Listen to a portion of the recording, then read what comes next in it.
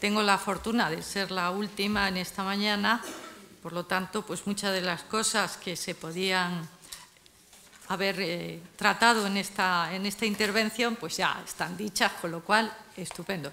Y además, supongo que se me va a acelerar, ¿no?, la participación para que acabemos realmente a una hora adecuada y, sobre todo, para que dejemos un espacio suficiente para las intervenciones, ¿no?, que lógicamente son siempre incluso más importantes que muchas de las cosas que se dicen. Lo que yo tenía la intención era de presentarles el proyecto de Migrar es Cultura conectando, porque se trata de una página web, pero desgraciadamente no hemos podido, así que lo haremos a base de una presentación más estática, ¿no? Lo lamento, pero bueno, en ese sentido todos tienen la posibilidad de abrirlo desde casa y de comentarnos todo lo que les parezca. En principio, ya sé que la mayoría de las personas que están aquí conocen la existencia del Museo de América. No sé si lo conocen físicamente, pero la existencia del museo sí. Pero a pesar de ello, no me resisto a dar 2 o 3 datos que me parecen muy importantes. Primero, que el Museo de América se crea en 1941. Eso, evidentemente, le imprime carácter, hasta el punto de que incluso su arquitectura, el edificio que se construye, es proceso para Museo de América, pues también le imprime carácter. Está basado, es un proyecto arquitectónico de 2 arquitectos muy importantes del momento, Luis Moya y Luis Martínez Feducci, pero está basado en una arquitectura conventual. Y es obvio que todo eso nos conduce a que el discurso museológico que se plantea, primero, en la sede provisional de más de 20 años, que en el Museo Arqueológico Nacional, y después ya en el propio edificio, a partir de 1965, es un discurso en el que lo que impera es, lógicamente, la obra de España como país civilizador del continente americano y, fundamentalmente, a través de la evangelización. Es obvio que, como digo, el propio edificio refuerza todo esto. Bien, pues cuando en 1981 se cierra el museo para realizar una serie de obras muy importantes y, sobre todo, por fin, hacer desaparecer de allí a una serie de instituciones realquiladas que teníamos incluidas en el edificio, como eran el Instituto Central de Restauración, la Escuela de Restauración, el Museo de Reproducciones Artísticas y lo que además venía a estar reforzando esa imagen, la propia parroquia de la ciudad universitaria estaba instalada en el museo, de forma que ocupaba la sala de exposiciones temporales. Su aspecto físico y la existencia de la parroquia allí dentro, pues hacía que incluso en muchas publicaciones de la propia ciudad universitaria, donde está ubicado, pues el pie de foto aparecía y decía Iglesia de Santo Tomás.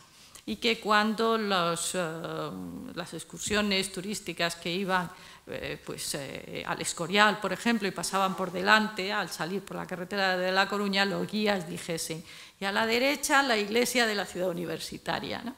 Por lo tanto, la imagen del museo como tal institución quedaba totalmente diluida. Es más, en algunas ocasiones, algunas encuestas iniciales que se hicieron entre la propia población universitaria que pasaba por delante del museo todos los días, pues el nivel de conocimiento de la existencia de tal Museo de América era el 0,04%, cual también es muy significativo. Bien, cuando se inician, como os decía, estas obras y tienen que culminar con su reinauguración, en principio previsible para el célebre 1992, para celebrar el 5º centenario del descubrimiento de América, pues desgraciadamente no se llega a tiempo y no se reinaugura el museo hasta 2 años después. Quiero dar 2 pequeños detalles para que se entienda la singularidad del momento y de los condicionantes con los que se ha movido durante mucho tiempo el Museo de América. Quiero recordarles que en Sevilla, en toda la exposición, la Expo de Sevilla, la Expo del 92, aparte de los países americanos que vinieron y tuvieron sus propios stands, Chile, México, muchos de ellos, España, la organización de la Expo 92, organizó también un stand donde centralizó, dando sede a muchos de los países que no disponían de sedes individuales, pero sobre todo lo que me interesa resaltar es que se hizo, la organización de la Expo, hizo una exposición muy importante en la que centralizaba, digamos, el interés español en esa conmemoración. El tema, al cabo de 500 años, fue el oro de América. Es decir, a los 500 años seguíamos identificando América con el oro, lo cual era bastante duro, podríamos decir, ¿no? Bueno, también, como ya entonces sí estábamos en vías de hacer el montaje definitivo del museo y tal, pues el equipo que trabajábamos dentro, estábamos trabajando en ese discurso, que hablábamos esta mañana un poco de la importancia de los discursos museológicos, y curiosamente, insisto, estamos en 1992, en plena democracia, en fin, etcétera, etcétera, etcétera. Las indicaciones que se nos dieron con relación a los planteamientos que debíamos de seguir en el museo fueron: este museo tiene que estar dedicado a la obra de España en América. Es decir, no solo al cabo de 500 años seguíamos con el tema del oro americano, sino que al cabo de 50 años de haberse inaugurado el museo, seguíamos con el mismo tema. Afortunadamente, las cosas no fueron así y el equipo que trabajamos en esos momentos conseguimos sacar adelante un discurso de tipo antropológico en el que era fundamental el respeto a todas las culturas, el no mostrar valoraciones ni positivas ni negativas, el utilizar precisamente los objetos como... ¿Me digas que va a funcionar? ¿Qué va?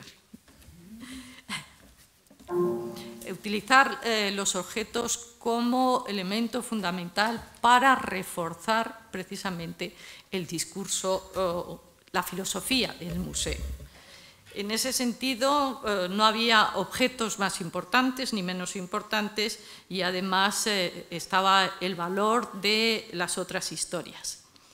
Sí puedo decir, y Félix que está aquí y que compartió aquellos momentos conmigo, que desconcertó bastante no solo al público en general, sino incluso a los especialistas, americanistas de nuestras universidades y tal, ese planteamiento que hacíamos de tipo antropológico y, bueno, pues teníamos comentarios de todo tipo. Evidentemente, una de las áreas que más creaba este desconocimiento y estas opiniones contrarias era, por ejemplo, la relacionada con la religión. Todo el mundo esperaba ver la descripción de las diferentes religiones, ¿no? Entonces, y no era así de lo que nos planteábamos, sino que nos planteábamos la idea de la religión. Eso hacía que, por ejemplo, en un espacio muy concreto estuviesen los especialistas religiosos. Los especialistas religiosos, que lo mismo podía ser un chamán, que estaba representado por su indumentaria, que el retrato de un obispo. Bien, pues ahí nos llovían las críticas diciendo que cómo podíamos decir que un obispo era un especialista religioso y que tenía la misma consideración que un chamán. Bueno, podríamos ir así y tendríamos cientos de anécdotas que refuerzan este tema. Incluso en esos momentos ya se empezó a trabajar con los voluntarios culturales, y los voluntarios culturales, generalmente gente mayor, bastante mayor, estaban aferrados a, lógico, por otra parte, su propia formación, ¿no?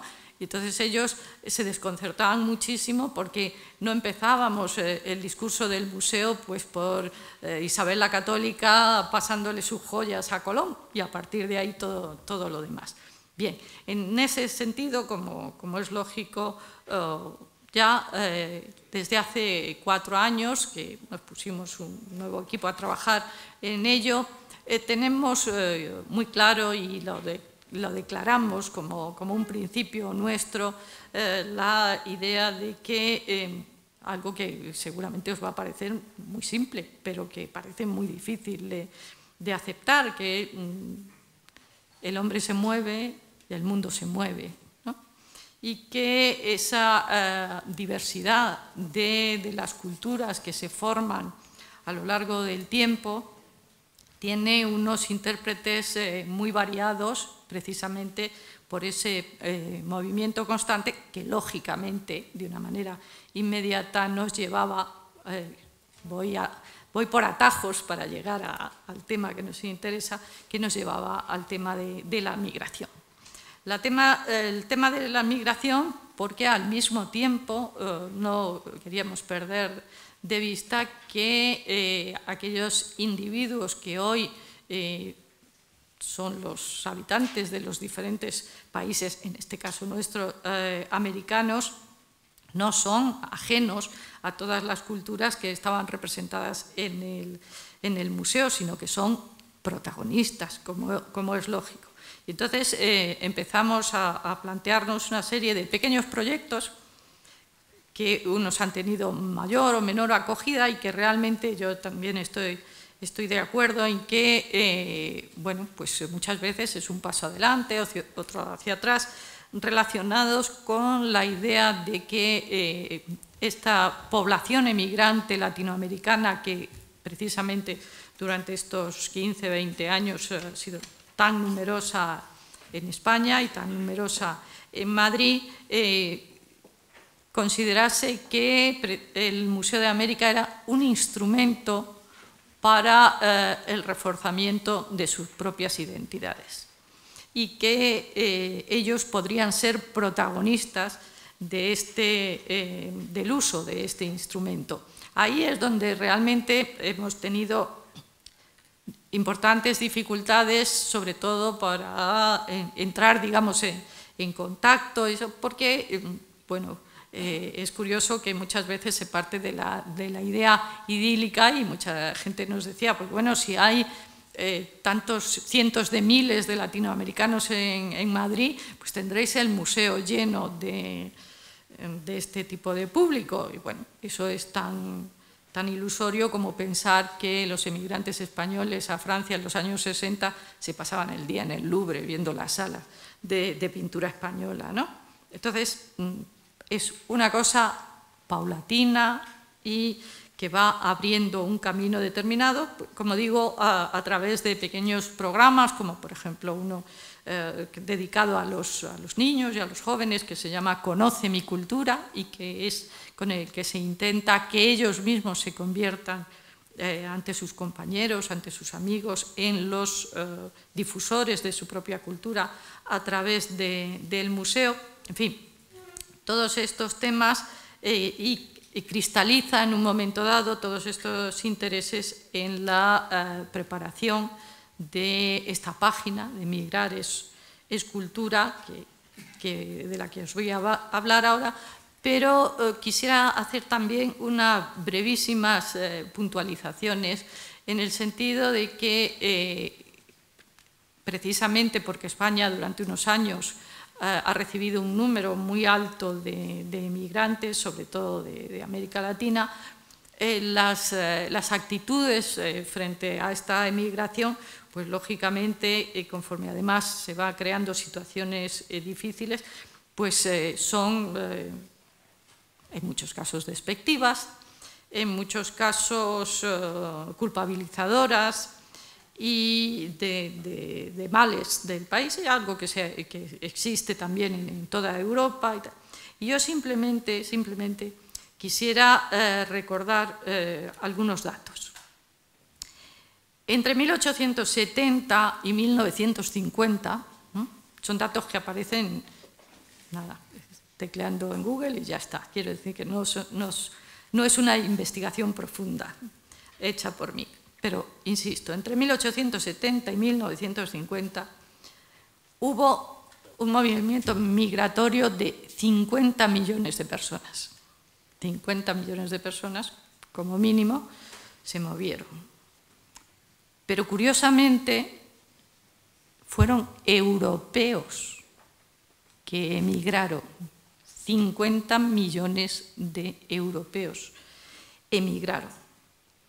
De esos 50 millones de europeos, como mínimo, 6 millones fueron alemanes, 5 millones irlandeses, 4 millones y medio italianos. Solamente entre 1882 y 1935 emigraron 5 millones de españoles. A eso habría que sumar la emigración clandestina, porque también existía la emigración clandestina.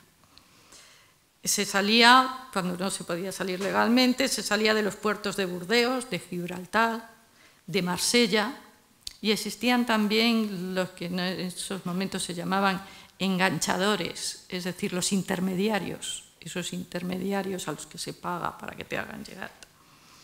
Y también el mayor porcentaje, digo también porque estoy segura que os suena todo eso de estarlo leyendo ahora mismo, ¿no? Con relación a esto. También el rango de edad de esa emigración era entre los 14 y los 18 años. De hecho, en 1916 llega a Cuba un barco con 400 muchachos españoles de entre 14 y 18 años, lo cual crea un problema enorme de quién se hace cargo de ellos, de que si llegan sin referencias familiares, seguro que os suena también, ¿verdad? Ahora mismo. Bien, en ese sentido creo que volvemos al planteamiento inicial de que el hombre se mueve y el mundo se mueve. Y como afirman los demógrafos, la emigración no va a acabar nunca. No es un problema puntual, es una realidad vital. Es una realidad vital. Las razones por las que emigraron todos estos europeos, que, bueno, más de 27 millones fueron a Estados Unidos, ¿no? Las razones son la guerra. Fueron en esos momentos la guerra, el hambre. Exactamente las mismas razones que son ahora las que empujan a otras personas a buscarse la vida, podríamos decir, ¿no? Por lo tanto, insisto, me quedan 10 minutillos, vale, gracias. Por lo tanto, insisto en que la unión de estos dos temas relacionados, en el caso del Museo de América, efectivamente relacionados con América, nos lleva a plantearnos, y muy especialmente al equipo coordinado por el compañero Andrés Gutiérrez, que es el creador de la idea específica de la página de Migrar, que no está aquí porque está allí, es decir, está en Ecuador, si no estaría él aquí naturalmente. Y a través de su idea, de la intervención de la Asociación de Amigos del Museo de América, que solicita una serie de subvenciones presentando este proyecto que se consiguieron, 2 para el diseño de la página y otra para el contenido, y al mismo tiempo para también con la ayuda que venimos contando desde el año pasado de la Fundación Botín con el tema de talento solidario, para ir más allá no solo de la presencia de los emigrantes en España, sino para introducir también el tema de los retornados. Estamos hablando de emigrantes latinoamericanos en España, de españoles en América y de retornados, que eso es introducirnos ya los temas de la tercera edad, porque evidentemente estamos hablando de gente ya muy mayor. Bien, pues todo esto, la manera de articularse ha sido a través del diseño de una página web, que es una página totalmente de participación interactiva a través de las nuevas tecnologías. Es una página que, como veis, tiene 10 canales y lo que se pretende es que cualquier persona que tenga algo que contar, un poco con lo que decía antes el compañero de la Caixa, ¿no? de las experiencias, pueden ser microrelatos, pueden ser pequeños vídeos domésticos hechos con el teléfono, en fin, todo tipo de... Los vídeos se cuelgan en YouTube y de YouTube se pasan aquí. Hay un... Espérate, que es que la pantalla es tan pequeñita. Si quieres participar, está aquí la posibilidad, se te dice cómo puedes hacerlo, y entonces a través de ello, naturalmente, las personas que lo desean participan y el propio museo hace propuestas. No es una página, digamos, institucional, para eso está la web del museo, pero sí el museo participa colgando también vídeos con piezas, con giratuto, vídeos que ofrecen más información de la que ofrece la propia visita al museo, y también, que hemos hablado de ello en estos días, también relacionados con el trabajo interno del personal del museo. Entonces, en este caso, son tanto personas anónimas, podríamos decir, aunque vienen con sus nombres y su procedencia, siempre que ellos quieren ponerlo, naturalmente, también a personajes significativos de América Latina que están viviendo en España, que están instalados y que quieren opinar sobre el tema de la migración. Y al mismo tiempo el museo propone actividades como Descubre América en tu ciudad, que son una serie de concursos fotográficos donde la gente busca América de las formas más diversas y manda las fotografías, luego se hace una selección, un premio, todo ello se cuelga en la página. Al mismo tiempo, otro como Gestos sin fin, que fue la interpretación de una serie de artistas de piezas del museo con dibujos que luego se cuelgan también. En fin, esta es, en esencia ya son 4 minutos. Como os digo, lo interesante es que sintáis el deseo de abrir la página y de entrar en ella y conocer esa diversidad de elementos culturales que muchas veces, bueno, son siempre los más significativos, ¿de acuerdo? Y siempre hablamos de ellos, pero bueno, ¿quién piensa ahora mismo cuando se come la madrileñísima tortilla de patatas, ¿no? La tortilla española, que en realidad no existiría si no fuera por las patatas americanas? ¿Y quién cuando en verano se come un gazpacho andaluz, pues no se da cuenta exactamente de lo mismo, que no existiría? Pues no existiría ni el tomate ni el pimiento. ¿Y cuántos de nosotros nos creemos que el chocolate es suizo o por lo menos belga? Pues el chocolate es mexicano. En fin, ahora mismo, además, con este largo periodo de tanta emigración latinoamericana hacia España, nuestros mercados están repletos de productos americanos que poco a poco se van incorporando a nuestra dieta y que cuando nos queramos dar cuenta nos pasará como con la patata, ¿no? Que ni siquiera sabremos cuál es su origen.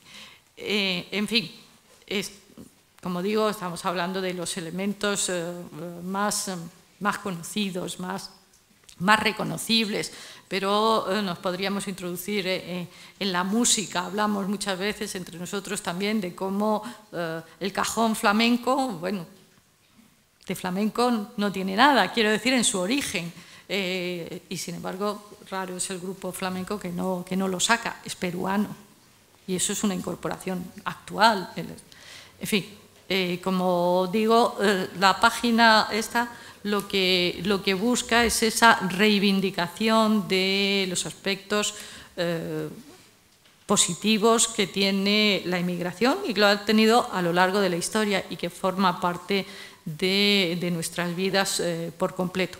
Entonces, pues nada más, espero vuestras preguntas. Muchas gracias.